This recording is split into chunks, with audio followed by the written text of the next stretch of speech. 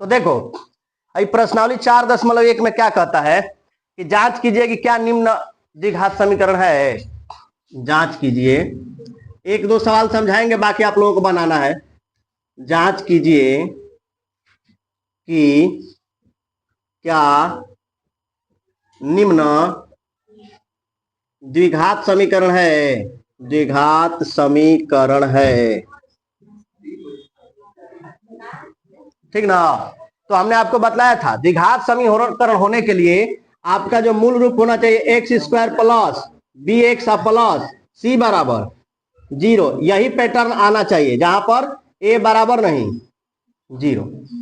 इस रूप में जब आएगा समीकरण, हल करो या जैसे करो ऐसे रूप में है तो वह द्विघात समीकरण है, अन्यथा द्विघात समीकरण नहीं है। बात समझ रहे हो? इस रूप में आना चाहिए। इसमें से कोई भी हम एक सवाल ले रहे हैं, आप लोगों की मर्जी से बोलो कौन सा सवाल ले ले। पहला सवाल तो बिल्कुल इजी है, लो ले लेते हैं। पहला सवाल है x प्लस 1 का होल स्क्वायर, x प्लस 1 का whole square equal to 2 into x minus 3। जांच करना है कि यह समीकरण में है कि नहीं है, द्विघात समीकरण में।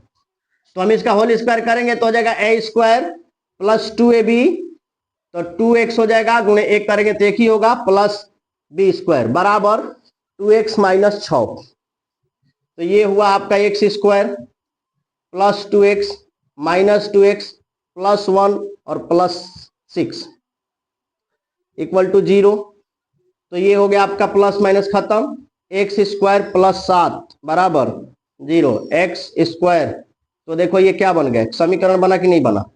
ये a x square plus b x plus c के रूप में है कि नहीं है। हाँ बोलो कहाँ है एक्स इसमें, एक्स स्क्वायर तो है, एक्स कहाँ है, सी है। तो समीकरण मानेंगे, समीकरण नहीं ना मानेंगे। अरे बकलोल समीकरण है, बी एक्स कहाँ है इसमें, क्या ये समीकरण नहीं है। नहीं आपके हिसाब से तो नहीं है तो कैसे है बताओ। क्या ये फॉलो कर रहा है इसको, नहीं कर रहा है, तो आपके हिसाब से नहीं है। ये मौलिक जो इसका जो समीकरण का मौलिक रूप है, मूल रूप है, इसको ये बना रहा है। तो आप कहोगे नहीं सर, कहे कि इतना बताने के बावजूद भी आपके पास खोपड़िया में कुछ है थोड़ी, तो खाली है। देखो हमने क्या बोला, केवल ये 0 नहीं होगा, ये 0 हो सकता है। तो हम इसको ऐसे लिख सकते हैं, देखो ए एक्स स्क्वायर है ना, तो इसका एक स्क्वायर हो जाएगा, बी के जगह पे कुछ नहीं है तो 0x लिख सकते हो, और सी के जगह पे 7। अब बना कि नहीं बना, एक्स स्क्वायर 0x प्लस 7 हो जाएगा कि नहीं हो जाएगा। तो 0x रखेंगे तो 0 हो जाएगा, आ गया ना इस पैटर्न में। तो कभी भी ऐसा है तो समझ जाना कि समीकरण है, द्विघात समीकरण है, द्विघात समीकरण है। समझे, क्लियर। अब इसमें के बाकी सवाल आप लोग बना लोगे कि नहीं बना लोगे, बन जाएगा ना। तो हम आते हैं दूसरे सवाल पे।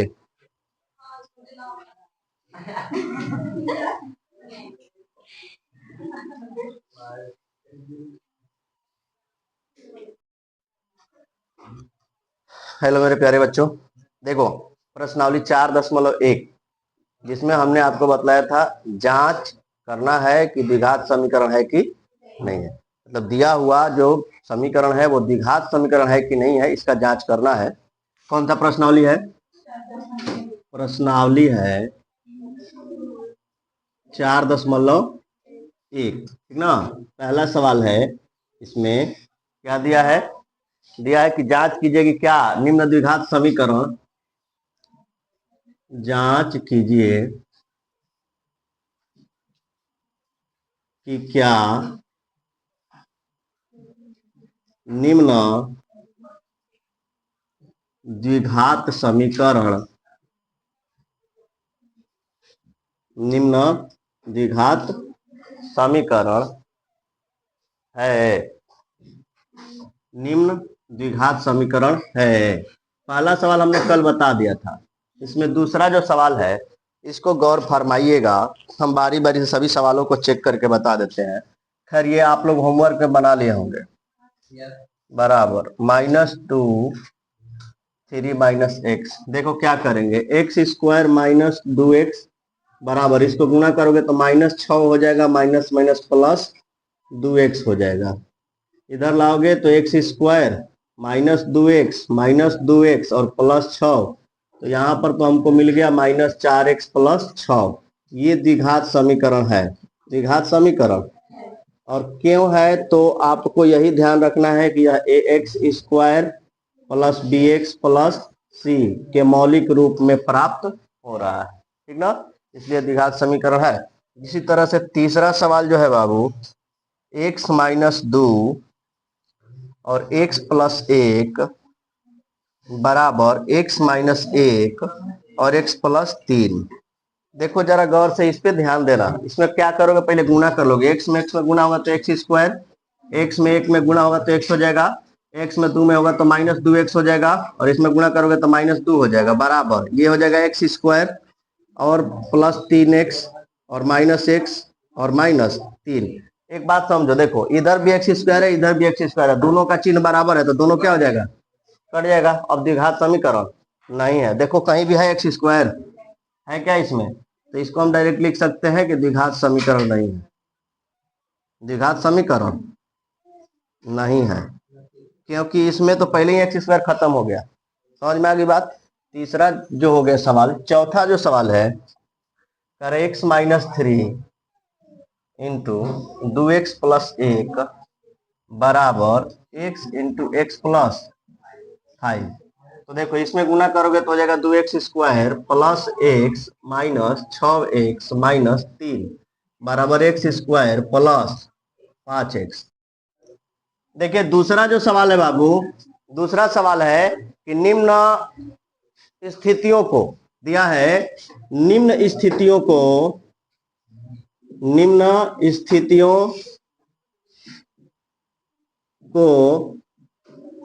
द्विघात समीकरण के रूप में, द्विघात देख लेना, यही है ना, द्विघात समीकरण के रूप में व्यक्त करें। स्थितियां दी गई है और उसी को हमें व्यक्त करना है। और इसमें पहला जो क्वेश्चन है, समझना जरा ध्यान से, सवाल को हम बाद में इसमें ऐड कर देंगे, पहले आप सवाल को समझिए। कह रहा है कि एक आयताकार भूखंड का क्षेत्रफल 528 मीटर स्क्वायर है।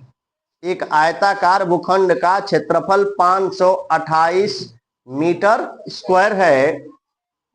क्षेत्र की लंबाई मीटर में चौड़ाई के दुगने से 1 अधिक है।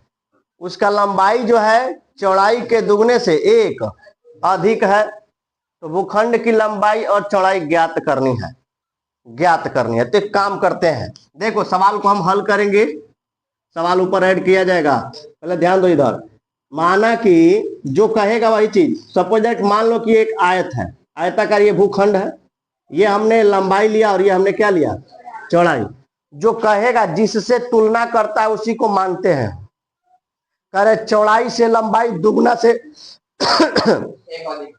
दुगना से 1 अधिक है, दुगना से 1 अधिक है। किससे, चौड़ाई से। किससे, चौड़ाई से। तो हम मानेंगे, माना कि चौड़ाई यानी कि b बराबर x मीटर है ना, तो बाबू लंबाई क्या हो जाएगा, हो लंबाई हो जाएगा दुगना इसके, तो 2x हो गया, एकरा से 1 अधिक, लंबाई इससे दुगुना +1, दुगुना और +1 यानी दुगना से 1 अधिक है।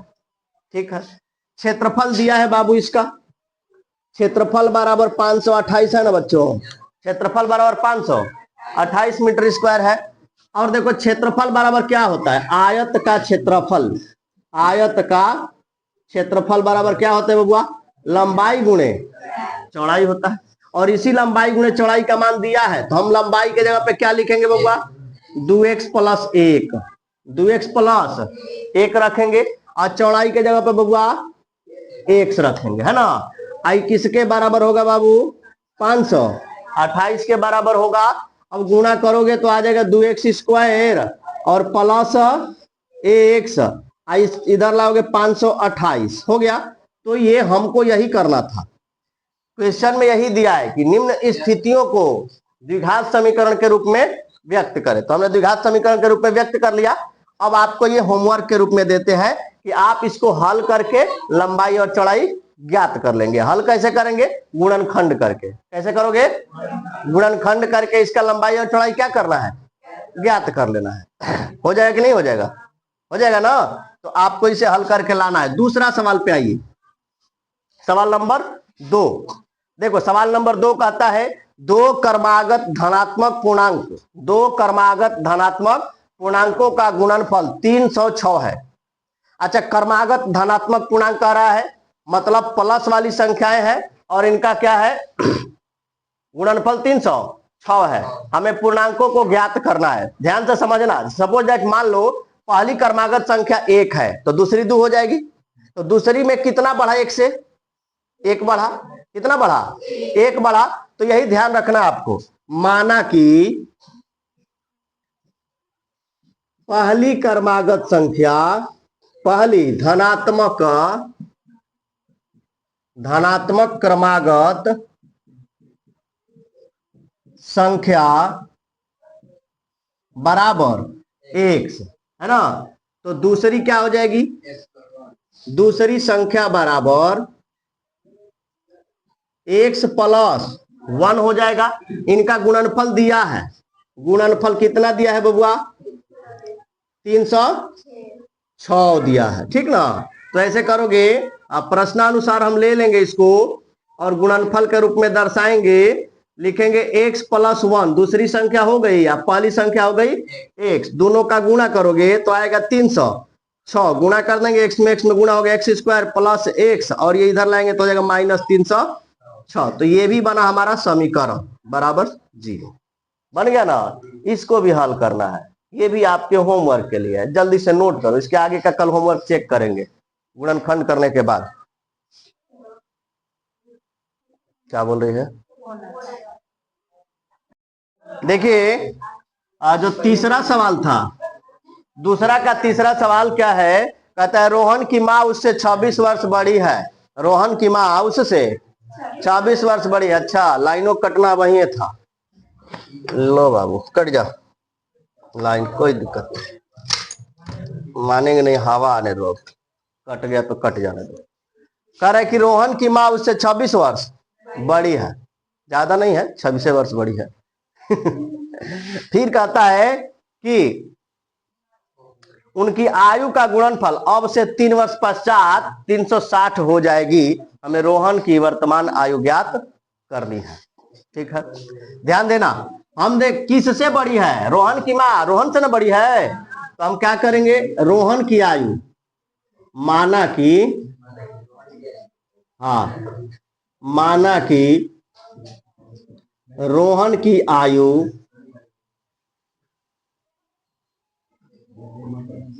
बराबर 1 वर्ष है ना। उसकी माँ की आयु, उसकी माँ 26 वर्ष बड़ी है ना।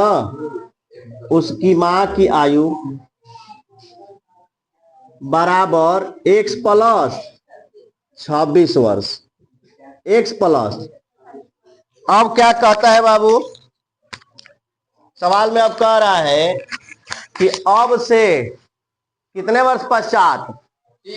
3 वर्ष पश्चात उनके आयु का गुणनफल जो हो जाएगा 360 हो जाएगा। ध्यान देना। अब 3 वर्ष पश्चात, 3 वर्ष, अच्छा बताओ 3 वर्ष पश्चात होगा तो दोनों की आयु 3-3 वर्ष बढ़ जाएंगे, है ना। 3 वर्ष पश्चात रोहन की आयु कितनी हो जाएगी? रोहन की आयु बराबर x प्लस 3। माँ की आयु कितनी हो जाएगी? माँ की आयु बराबर x प्लस 26 प्लस 3, मतलब x प्लस 29 वर्ष हो जाएगी। अब प्रश्नानुसार कहता है इनका गुणनफल 3 वर्ष पश्चात का ना गुणनफल दिया है, तो 3 वर्ष पश्चात वाला गुणनफल लेंगे, ये वाला और ये वाला, इसका गुणनफल। तो क्या हो जाएगा? x प्लस 3 और गुणे x प्लस 29 बराबर 360। किसी को दिक्कत है समझने में यहां तक? अब गुणा करो। हल करने की जिम्मेवारी आपकी है, गुणनखंड करने की जिम्मेवारी आपकी है। हम केवल समीकरण बना के दे रहे हैं। ठीक है, आंसर आपको लाना है। एक्स में गुणा होगा तो एक्स स्क्वायर, और एक्स में 29 में गुणा होगा तो 29x, फिर एक्स में 3 में गुणा होगा तो 3x, और 29 में 3 में गुणा होगा तो कितना हो जाएगा 87 बराबर 360 हो जाएगा। तो x square plus 32x plus 87 और माइनस 360 बराबर 0। तो बाबू बन गया हमारा एक्स स्क्वायर प्लस 32x और माइनस 10 में से 7 घटा तो 3, आई 15 में से 8 घटा तो 7, आई 3 200, हाँ 273। ये आया आपका द्विघात समीकरण।